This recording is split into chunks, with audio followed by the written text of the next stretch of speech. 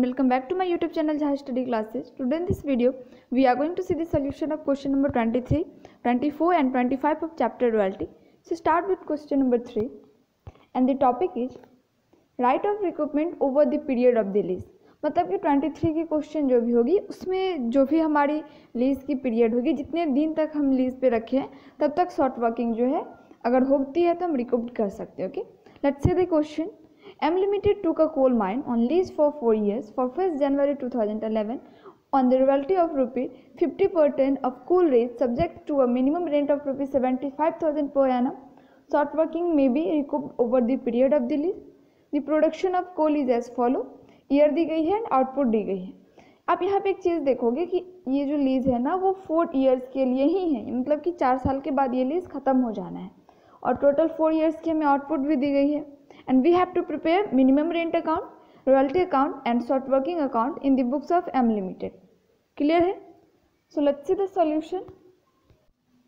First of all, as usual, we have to prepare analytical table. ठीक है, हमें क्या करनी है, एनालिटिकल टेबल बनानी है और फिर minimum rent, royalty and short working account बनानी है. आपको पता है कि मिनिमम रेंट कब बनाते हैं, तो अगर क्वेश्चन में बोलता है बनाने को तभी हम मिनिमम रेंट बनाते हैं, अदरवाइज हमें मिनिमम रेंट बनाने की ज़रूरत नहीं है. और अगर क्वेश्चन में बोलता है कि मिनिमम रेंट बनाइए तो किस ईयर में बनाओगे, जिस ईयर में शॉर्ट वर्किंग होगी उस ईयर में क्या होती है ना, थोड़ी एंट्री बढ़ जाती है. पहले हम मिनिमम रेंट में ट्रांसफ़र करते हैं फिर लैंडलॉर्ड में, ऐसे करके हो जाती है. ठीक है, सबसे पहले आप एनालिटिकल टेबल बनाओगे. Year, output, royalty, minimum rent, short working, surplus, short working recouped, amount paid to landlord and unrecouped short working transfer to PL account. Clear है यहाँ तक? ओके, नाउ अब हम देखते हैं. सबसे पहले मिनिमम रेंट अकाउंट देखेंगे तो आप देख पा रहे हो कि आपकी जो मिनिमम रेंट है वो किस किस ईयर की बनेगी. तो शॉर्ट वर्किंग हमारी 11 एंड 12 में हुई है तो इस दोनों ईयर में हमारी बनेगी. ठीक है, तो देखिए मिनिमम रेंट अकाउंट की डीआर साइड देखते हैं. आई होप आपने इससे रिलेटेड, इस चैप्टर से रिलेटेड जो भी इंपॉर्टेंट एंट्रीज है उसे पढ़ रखे हैं और पोस्टिंग क्या क्या होगी फिर आपको अच्छे से समझ में आ जाएगी. अगर आपने नहीं पढ़ा है तो आप अच्छे से पढ़ लोगे. After minimum rent we have to prepare royalty account. तो रॉयल्टी अकाउंट की डीआर साइड देखते हैं. Now CR side.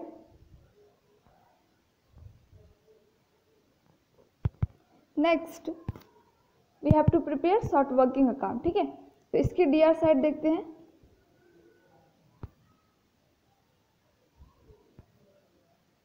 And CR side. So this is question number 23. Now next we will see question number 24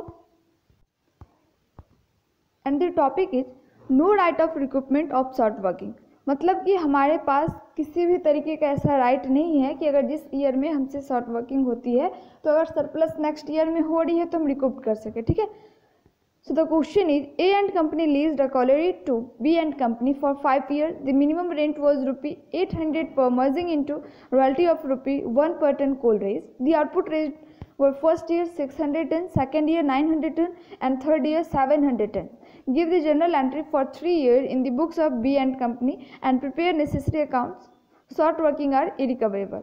मतलब कि हमारी अगर short working होती भी है और किसी भी ईयर में सरप्लस होती है तो हम उसे रिकूप नहीं कर सकते हैं. Let's see the solution. So first of all prepare analytical table. इसमें क्या होगी, सेम चीज़ होगी, आउटपुट होगी, ईयर होगी, रॉयल्टी होगी, मिनिमम रेंट होगी, शॉर्ट वर्किंग होगी, सरप्लस होगी. लेकिन जो शॉर्ट वर्किंग रिकूप्ड वाली कॉलम है उसमें कुछ नहीं होगा. लिखेंगे तो हम कॉलम लेकिन कुछ नहीं होगा क्योंकि हमें रिकूप करने की पावर ही नहीं है.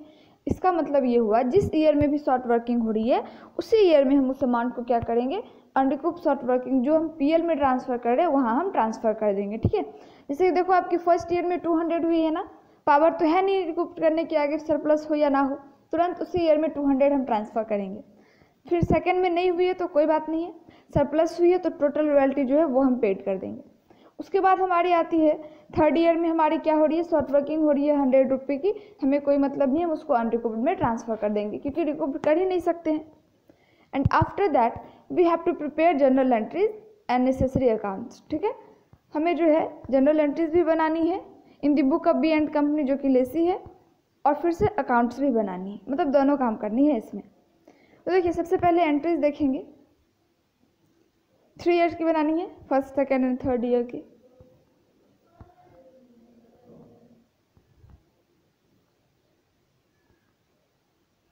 So this is first year, next second year,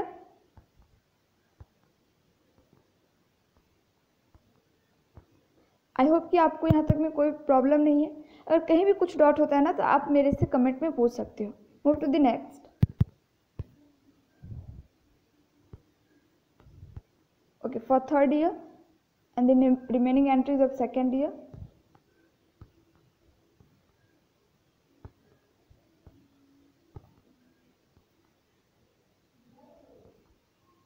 after that we have to prepare royalty account, short working account, मतलब जो कि नेसेसरी अकाउंट है, ठीक है। तो यहाँ पे देखिए आप रॉयल्टी की डीआर देखेंगे, सीआर साइड, फिर शॉर्ट वर्किंग की देखेंगे।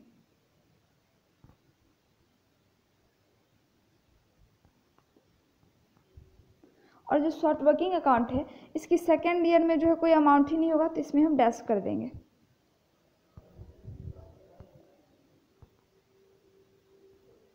क्लियर है। नाउ नेक्स्ट लैंडलॉर्ड अकाउंट, ठीक है।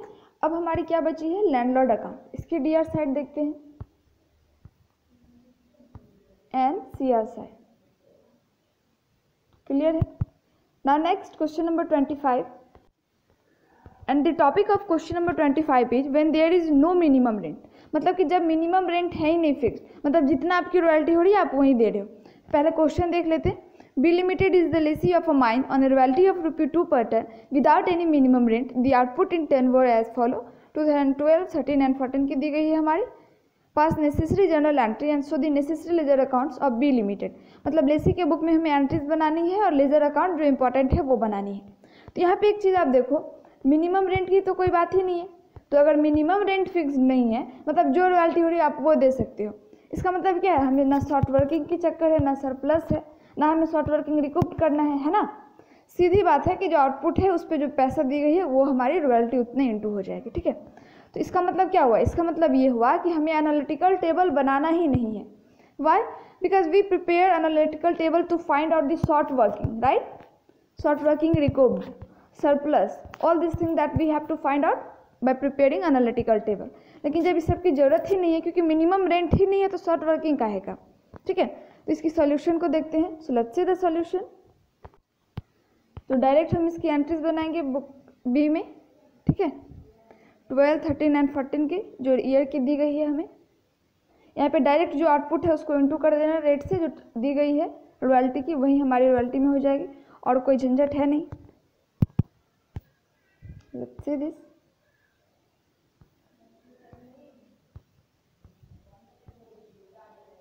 ठीक है।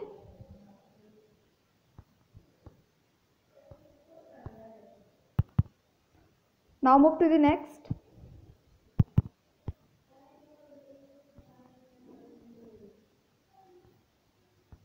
क्लियर है यहाँ तक।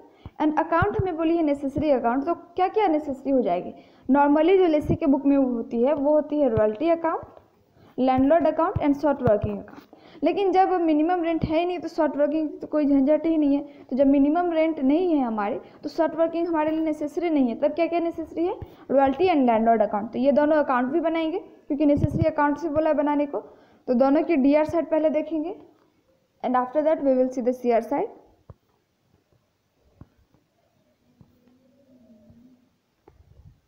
So overall, that's all for today. Please like this video, and if you have any problem regarding this chapter or any previous chapter, please comment down in comment section. Also subscribe my channel. Thanks for watching the video.